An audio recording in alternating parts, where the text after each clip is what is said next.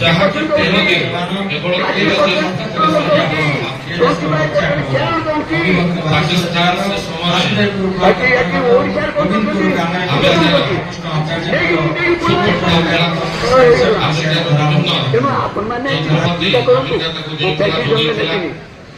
ତେଣୁ ସେ artillery gown ସବୁ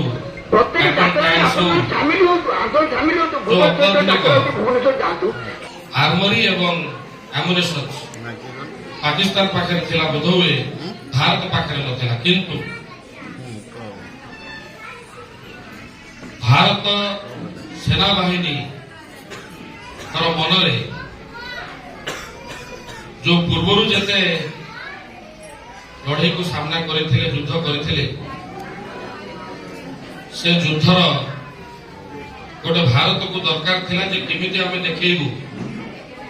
ଯେ ଆମ ଦେଶ ମଧ୍ୟ କମ୍ ନୁହଁ, ସାରା ବିଶ୍ୱରେ ଭାରତ ସେନା ମଧ୍ୟ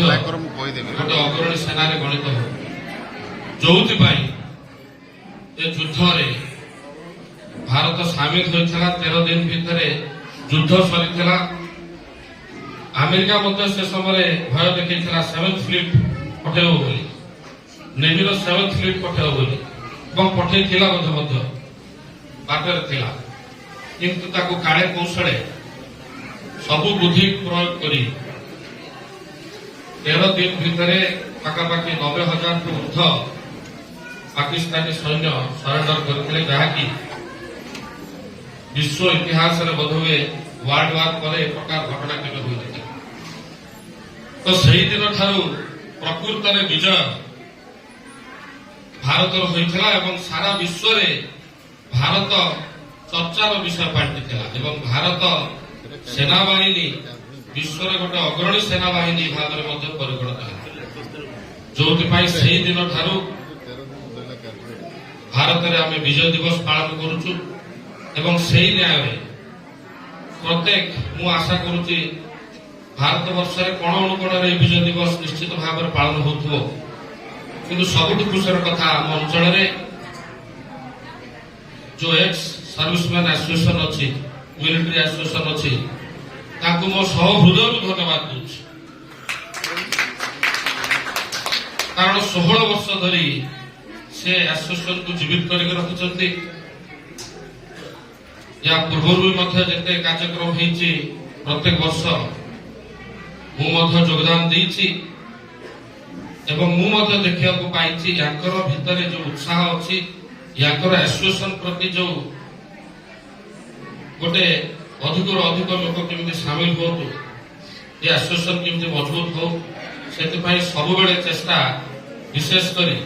कैलाश बाबू आरंभ कर सभापति संपादक समस्त पाखे तो मु आशा करी आगामी दिन में आहरी जो माने सामिल होगा चाहते आहरी अधिक अधिक लोक सामिल हूँ। आपण मान सहित आम गोटे देश प्रेमिक संपूर्ण भाव कहीपरू ना, किंतु आपण मान जदि से कर्तव्य आम कर निश्चित भाव प्रभु जगन्नाथ आमको आशीर्वाद करेंगे। आपण सहित निश्चित भाव आम अच्छु, आम प्रशासन अच्छी, आमर जो माने नेतृमंडली अच्छा सब आप सहित अच्छा। आशा करूँ जो जो समस्या आपण मानकर अच्छी से समस्या निश्चित भाव पूर्ण हम। आगामी दिन में आपको कही रखे आजिका दिन में आम जो निष्पत्ति नहीं जे गोटे एबांडेंट इंफ्रास्ट्रक्चर जो न्यू इंडिया साइंस स्कूल को आम हस्तांतर करूँ आपंकर एसोसिएशन को आपड़ से आपंकर ऑफिस करेंगे शहीद भवन करेंगे सैनिक भवन करेंगे। परवर्ती समय आम निश्चित भाव चेष्टा करूँ गोटे भल सैनिक कम्युनिटी हॉल आम राज्य सरकार को निवेदन करूँ अनुरोध करूँ एवं मोर व्यक्तिगत भाव में मोर इच्छा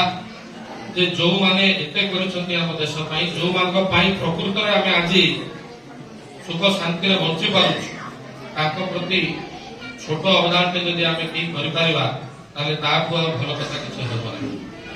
तो सैनिक कम्युनिटी हॉल मध्य करबा पई मु आपण मानकु दृढ़ प्रतिश्रुति दउची। आशा करे एसोसिएशन आउरी आगु जाऊ आपण मानकर उन्नति हो समस्त जो माने एक्स मिलिटरी परिवार अच्छा फैमिली मेंबर्स अच्छा समस्ते खुशी रुहतु आम आपण सहित अच्छु सबुदिन रु एवं ए एसोसिएशन आहरी आगू बढ़ समस्त सहयोग रही आशा विश्वास रखी मोर वक्तव्य।